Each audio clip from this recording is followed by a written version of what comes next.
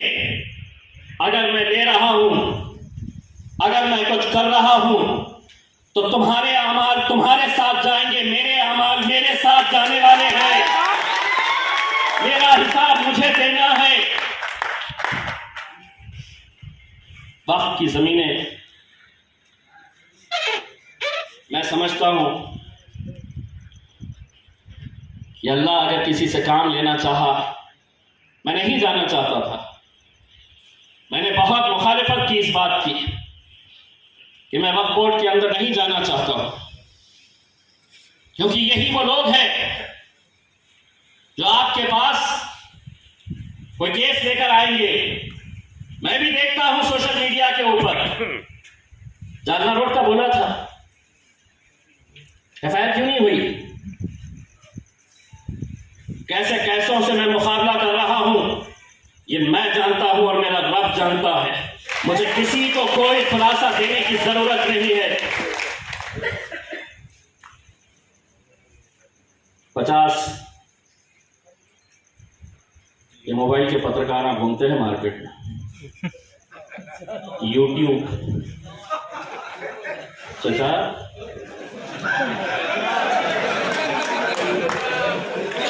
किसी के घर में पानी आ गया, पानी की कम फिक्र, इम्तियाज अली नहीं आया, इम्तियाज अली मदद नहीं करा, अच्छा नहीं आया, आना चाहिए था ना। आपके बारे में नहीं बोल रहा हूं, लेकिन 2-3 जरा ज्यादा ही फड़फड़ाते हैं, और उनके लिए भी एक पैगाम सुन लीजिएगा। मैं इतना भी शरीफ नहीं हूं जितना आप लोग समझते हैं।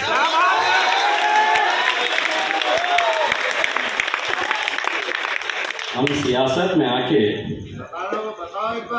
जरा से शरीफ क्या होगा तो सारी दुनिया बदनाम हो गई।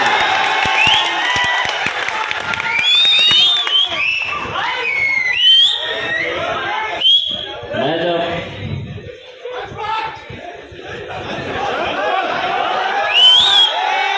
सियासत में आके जरा से शरीफ क्या हो गए तो सारी दुनिया बदमाश हो गई।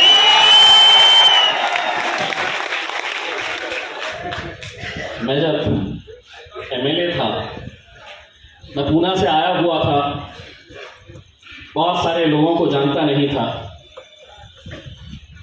कभी किसी से मुलाकात होती तो बाजू वाला कहता साहब बहुत दबंग है। कभी किसी से मुलाकात होती, उसकी हालत देखकर कोई कहता बॉस भाई है बड़ा। मैं बोला आपके साथ तो बहुत सारे दबंग है, बहुत सारे भाई लोग आए। बहुत सारे ऐसे मौके आए कि जहाँ पर मेरे कायद के ऊपर छींटे फेंके गए, मेरे ऊपर इल्ज़ाम लगाए गए, मजलिस को बदनाम करने की कोशिश की गई। तो ये जितने भी दबंग थे और जितने भी भाई थे, वो मेरे पास आते और बोलते भाई तुम बस इजाज़त दो, तुम बस इजाज़त दो। 5 साल लग गए।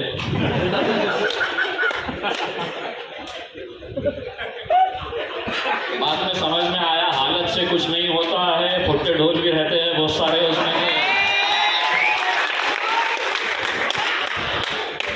इसीलिए जब हमारा भाई जो अभी हरसूल जेल में है, आदिल पठान के ऊपर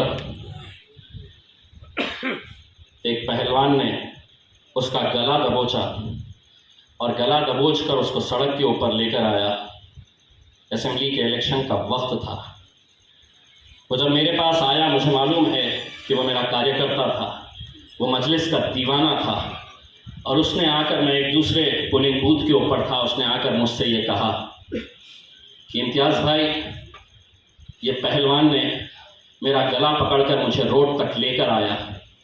मैंने ना किसी दबंग को आवाज़ दी, ना किसी भाई को पुकारा। मैं बोला बैठ गाड़ी के अंदर, मैं देखता हूं कि कौन सा पहलवान माई का ऐलान कर रहा है।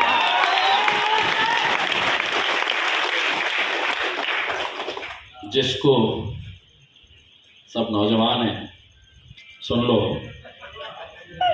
जिसको जो भाषा समझ में आती है उसी भाषा में जवाब देना पड़ता है।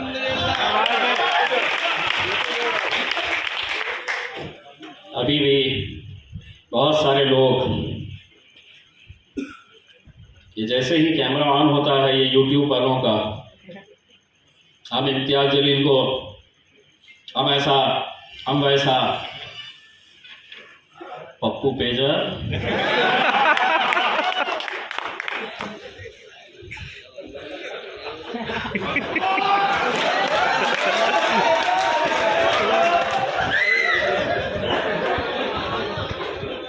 कोई कहता है कि इसका गिरबान पकड़ लो, किसी की माई का लाल में दम नहीं है। अल्हम्दुलिल्लाह जिस दिन ये कोशिश करेंगे तुम्हें पता चल जाएगा कि इम्तियाज जलील कौन है।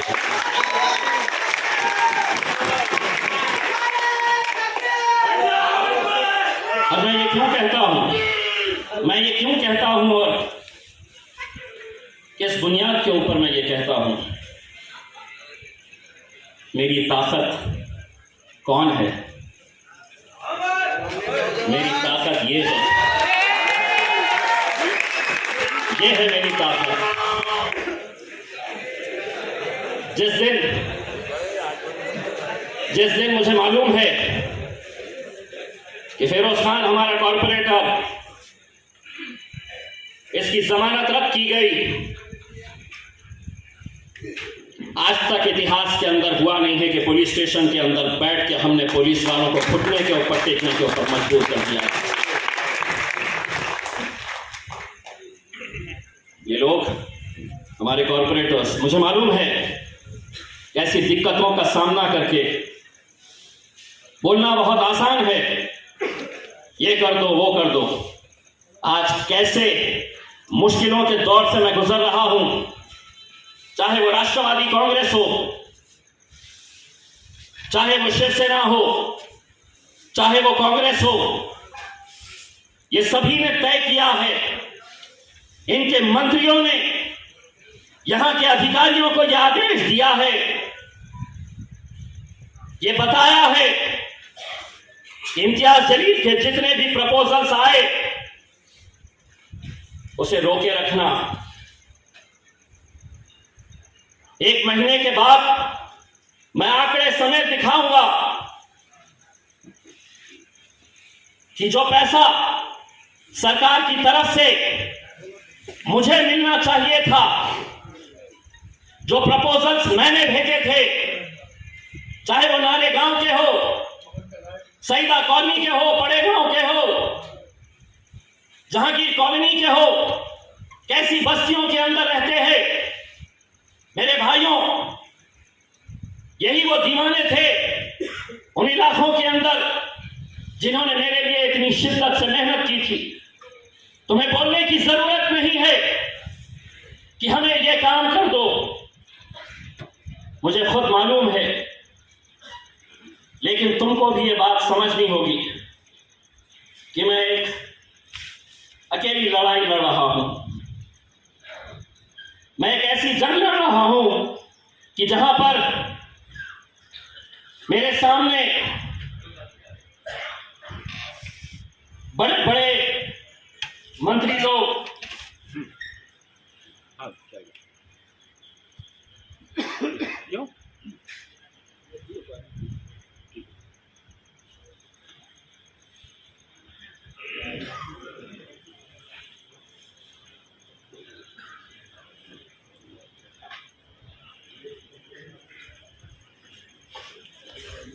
आज लेके ही जाओ, पानी पी लिया। दोस्तों, ऐसी मुश्किलों से जब मैं गुजर रहा हूं, आपको याद होगा कि कुछ दिन पहले 17 सितंबर के दिन मुख्यमंत्री साहब आने वाले थे। पुलिस कमिश्नर ने 3 पेज का एक फरमान जारी किया, कोई सड़क पे नहीं आएगा, कोई नारा नहीं लगाएगा, कोई झंडा नहीं दिखाएगा, कोई विरोध नहीं करेगा।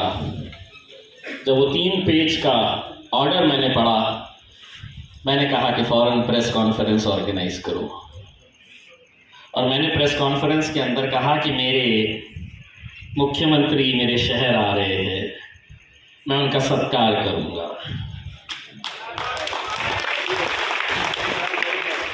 मैंने कहा कि मैं उनको फूलों से उनका स्वागत करूंगा, उनका धन्यवाद अदा करूंगा कि उन्होंने इस शहर के अंदर दिन में 2 टाइम पानी मिलता है, साफ सुथरा पानी मिलता है, सड़कें कोई खराब नहीं है, गंदगी कहीं दिखती नहीं है, इतना अच्छा